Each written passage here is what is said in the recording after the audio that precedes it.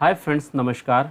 Electrical Hindi tutorial में आपका एक बार फिर से तहे दिल से स्वागत है। जैसा कि आज के इस थंबनेल से ही आपको पता चल गया होगा कि हम आज किस टॉपिक के ऊपर डिस्कस करने वाले हैं। जी हाँ फ्रेंड्स, बिल्कुल हम आज डिस्कस करने वाले हैं पीएलसी के एक टर्म रिटेंटिव टाइमर्स के ऊपर।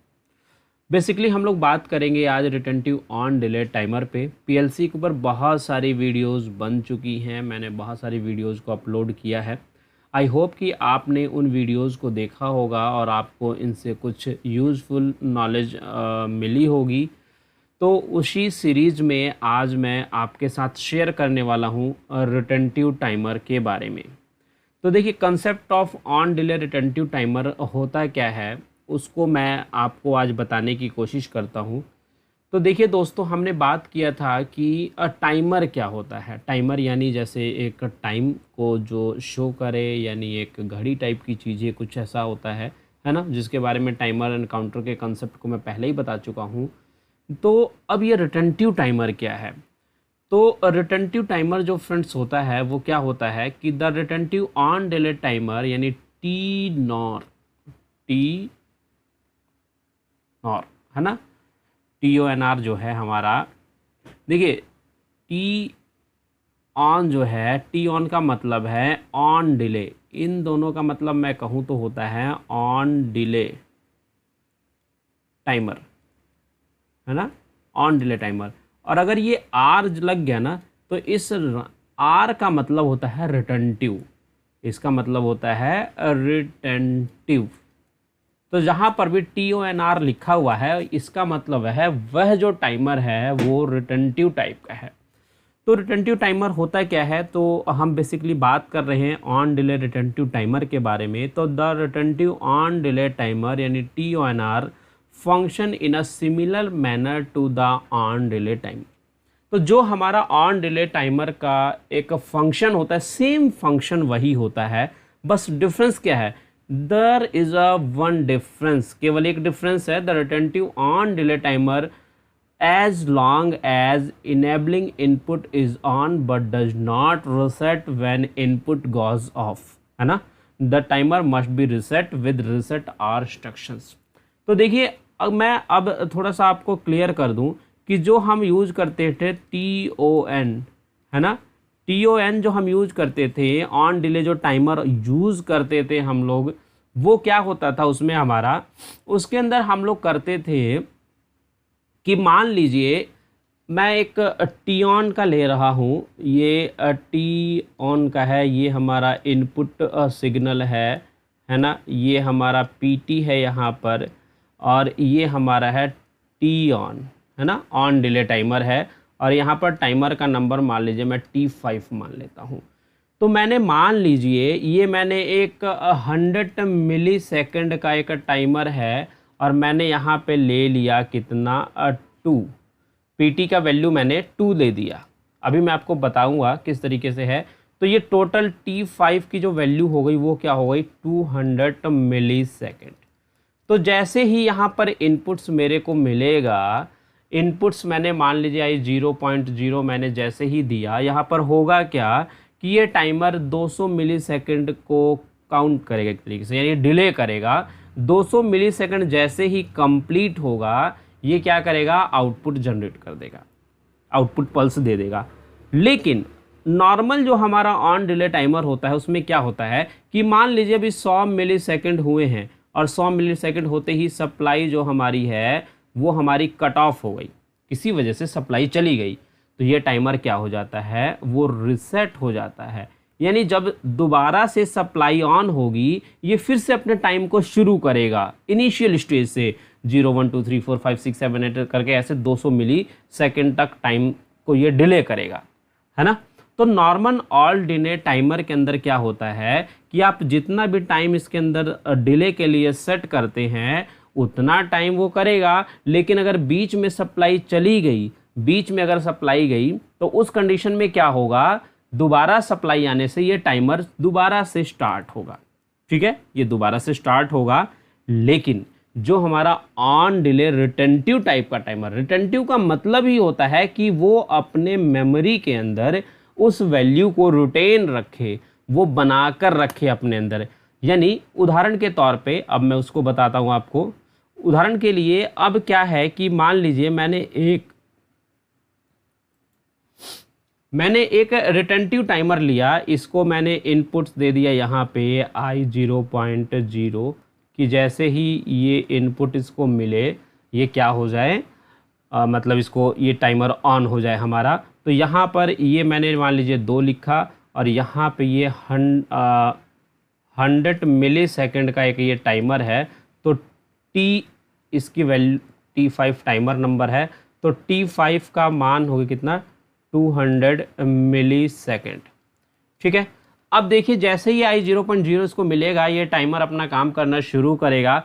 अब मान लीजिए जैसे ही 100 मिली सेकेंड हुआ और उस समय अगर सप्लाई का कट ऑफ होता है, किसी वजह से सप्लाई चली जाती है तो पीएलसी हमारी ऑफ हो गई। पीएलसी के ऑफ हो जाने के बाद सारा काम बंद हो गया। अब जैसे ही हमारी सप्लाई अगेन ऑन होती है तो क्या होगा, ये ऐसा नहीं है कि ये शुरू से ऑन करेगा अपने आप को, ये क्या करेगा फिर ये यहाँ से आगे चलेगा 101 मिली सेकेंड, 102 मिली सेकेंड, 103 मिली सेकेंड, ऐसे करते करते जैसे ही 200 मिली सेकेंड्स होंगे ये क्या करेगा, आउटपुट प्रोवाइड करा देगा, आउटपुट पल्स आपको दे देगा, है ना। तो रिटेंटिव का मतलब यहाँ पे क्या हुआ कि जैसे ही हमारी जो जहाँ पर हमारा टाइमर रुकता है, सप्लाई जाने के बाद जहाँ पर हमारा टाइमर रुकता है और सप्लाई आने के बाद वो वहीं से शुरू होगा, ना कि इनिशियल स्टेज से।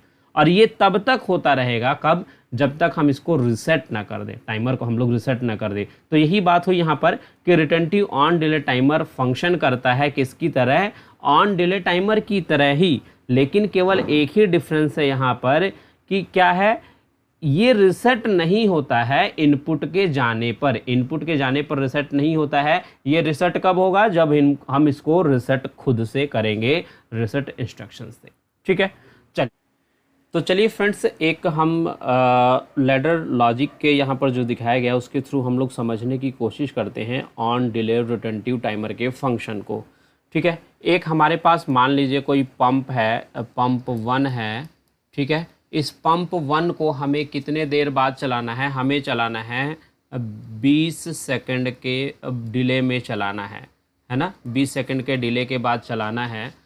तो जैसे ही मान लीजिए हमारी सप्लाई ऑन होगी, सप्लाई जैसे ही हमारी ऑन हुई ये वेट करेगा कितने 20 सेकंड तक, और उसके बाद में हमारा पंप जो है,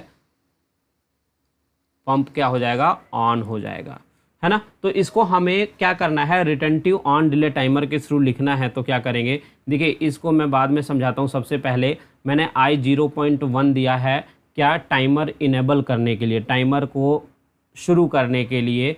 तो ये हमारा T5 है जिसका 100 मिली सेकेंड एक जो बेस है वो है, और PT की वैल्यू मैंने दे दी 200। तो यहाँ पर क्या होगा, 200 मल्टीप्लाई 100 मिली सेकेंड, यानी ये कितना हो जाएगा 20,000, है ना। यानी ये 20 सेकंड हो जाएगा, 20 सेकंड हो जाएगा, है ना। तो जैसे ही मैं ये इनपुट दूंगा, यहाँ पे इनपुट देते ही ये इनपुट मान लीजिए ऑन हो गया, तो ये टाइमर हमारा काम करना शुरू करेगा। ये 20 सेकंड के डिले को काउंट करेगा। अब ये मान लीजिए कि 10 सेकंड में हमारी क्या हुई, सप्लाई ऑफ हो गई, किसी वजह से सप्लाई चली गई, है ना। 10 सेकंड के बाद में सप्लाई ऑफ हो गई। जैसे ही मैंने सप्लाई ऑन किया, ऑन 10 सेकंड बाद सप्लाई ऑफ हो गई किसी भी वजह से, है ना। तो क्या हुआ, पीएलसी ऑफ हो गई। अब जैसी सप्लाई आएगी उसके बाद से फिर से सप्लाई हमारी आ गई है, ऑन हो गई है। तो फिर ये क्या करेगा, 10 सेकंड बाद 11वें सेकंड से आगे काउंटिंग करना शुरू कर देगा, यानी 10 के आगे शुरू करेगा। और जैसे ही हमारा 20 सेकंड होगा, 20 सेकंड होते ही हमारा T5 का क्या हो जाएगा, आउटपुट हमारा क्या हो जाएगा, ऑन हो जाएगा। आउटपुट ऑन होते ही ये क्या कर देगा, Q0.0 को ऑन कर देगा, जो कि हमारा पंप को ऑन करने के लिए आउटपुट है ना। तो रिटेंटिव टाइमर का कंसेप्ट यहाँ पे क्लियर होता है कि अगर बीच में सप्लाई चली जाती है तो वो टाइमर इनिशियल वैल्यू पे नहीं जाएगा, कब तक, जब तक इसको रिसेट ना किया जाए। इसीलिए हमने यहाँ पर देखिए i0.0 क्या लगाया है, रिसेट करने के लिए लगाया है, जो कि टाइमर 5 को रिसेट करता है। ठीक है, चलिए मैं इसको आपको एक पूरा लैडर लॉजिक को बना के दिखाता हूँ सीमेंस के सॉफ्टवेयर के ऊपर। तो ये हम लोग आ गए हैं हम अपने सीमेंस के सॉफ्टवेयर में, जिसमें हम लोग प्रोग्रामिंग को लिखते हैं, लैडर लॉजिक को लिखते हैं। तो सबसे पहले मैं टाइमर को रीसेट करने के इंस्ट्रक्शंस को लिखता हूँ। मैंने यहाँ पे एक एनो लिया जो कि I0.0 है, ठीक है। और यहाँ पे मैंने रीसेट कर दिया है, R रीसेट ले लिया। ये T5 मैं लेता हूँ टाइमर, और यहाँ पर केवल एक ही टाइमर है इसलिए मैंने यहाँ पे 1 दिया। तो यहाँ पर देखिए मैंने ये जो pump timer reset push button है और पंप टाइमर रिटेंटिव टाइप, ये सब मैंने पहले से ही जो इसके हमारे इंस्ट्रक्शंस के अंदर जो हमारे होते हैं उसमें मैंने पहले ही लिखा हुआ है। यहाँ पर सिंबल टेबल के अंदर मैंने ऑलरेडी लिख दिया है पहले ही, है ना, IO के अंदर मैंने लिख दिया, इसलिए यहाँ पर ये दिखा रहा है, ठीक है। चलिए अब मैं यहाँ पे क्या लेता हूँ, एक और एनो कॉन्टैक्ट लेता हूँ जिसमें मैं लिखता हूँ I0.1। दूसरा इनपुट हो गया, CPU इनपुट 1 हो गया, जो कि पंप टाइमर ऑन सिग्नल होगा, जो कि यहाँ से मैं एक टाइमर को दूंगा, है ना, टी के पास आ जाते हैं, और TONR ये हम रिटेंटिव ऑन डिले टाइमर लेंगे। टाइमर का नाम दे देंगे, कोई भी आप नाम दे सकते हैं, T5, T6, T7। PT के वैल्यू मैंने 200 ले लिया, है ना। उसके बाद हमारा ये क्या हो गया, रिटेंटिव टाइमर बन गया, ठीक है, इसकी हो गई। उसके बाद में यहाँ पे मैंने T5 ले लिया, यहाँ पे T5 ले लिया, और उसके बाद में यहाँ पे मैंने आउटपुट जो दिया है Q0.0 मैंने ले लिया है, ठीक है। तो ये एक प्रोग्रामिंग सिंपल सी हो गई रिटेंटिव के ऊपर। मैं उम्मीद करता हूँ कि आपको ये सारी चीज़ें बहुत अच्छे से क्लियर हो गई होंगी। एक बार इसको हम लोग क्या करके देख लेंगे, कंपाइल करके देख लेंगे। कंपाइल करने पर हमें टोटल एरर्स 0 दिखाई देता है। टोटल एरर्स 0 दिखाई देने का मतलब है फ्रेंड्स कि हमारे प्रोग्रामिंग में कोई भी चीज़ गलत नहीं लिखा हुआ है, सब कुछ सही है। तो इस तरीके से हम प्रोग्रामिंग को लिख सकते हैं। तो फ्रेंड्स उम्मीद करता हूँ कि आपको रिटेंटिव टाइमर के कॉन्सेप्ट के बारे में सब कुछ अच्छे से क्लियर हो गया होगा। आज की इस वीडियो में इतना ही, मिलते हैं नई वीडियो में नए टॉपिक के साथ। तब तक के लिए बाय बाय, टेक केयर। अगर आपको ये वीडियो अच्छी लगी है तो प्लीज़ लाइक कीजिएगा, शेयर कीजिएगा, और आपका कोई कमेंट है, आपका कोई सजेशन है तो आप ज़रूर दीजिए। Bye bye, thank you.